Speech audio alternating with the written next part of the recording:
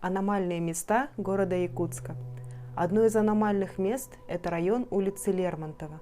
Возможно, потому что часть улицы, начиная с улицы Петровского и заканчивая районом Комсомольской площади, местами пролегает по старым захоронениям. Много слышали про кинозал «Айхал» на улице Петровского, 46. Говорят, что раньше в этом здании по ночам были слышны шаги.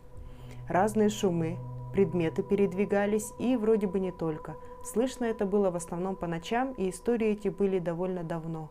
Старый кинотеатр «Айхал» открылся 10 июля 1962 года, но стоял раньше по другому адресу, в районе Сайсары по Каландришвили. Дом 38 по улице Петровского. По слухам, в этом здании есть призрачный бегун. Призрак, который появляется из одной стены и исчезает в другой. Самое интересное, что очень похожую историю мне рассказывал человек, который временно проживал в деревянном доме, который стоял на этом самом месте.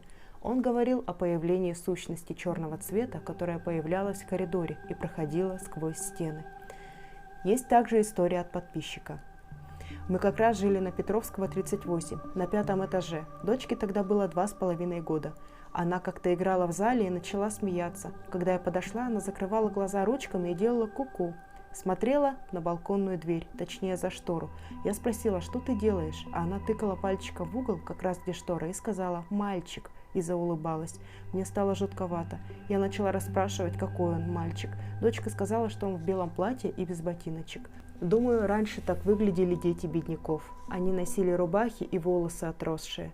Там же старое кладбище под домом. Сама ничего такого не замечала.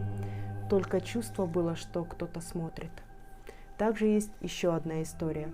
В кинопрокате, это про здание на Петровского, раньше мама работала сторожем.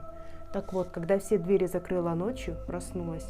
Там была вахтерская комната, и через стекло стояли 3 женщины и улыбались. После этого случая я выходил вместе с ней на дежурство по ночам.